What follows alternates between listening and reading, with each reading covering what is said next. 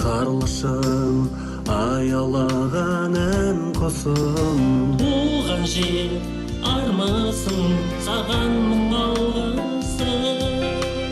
Туған жер тілегім, сенде өтіп тілегім. Өзіңде үнемі соғады жүрегім. Туған жерім, туған елім, ардақтағаным айбыным, арманымсың арман, думан елім.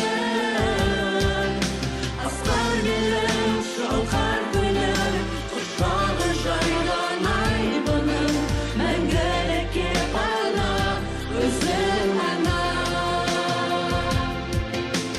Много слов сказано, сколько песен сложено.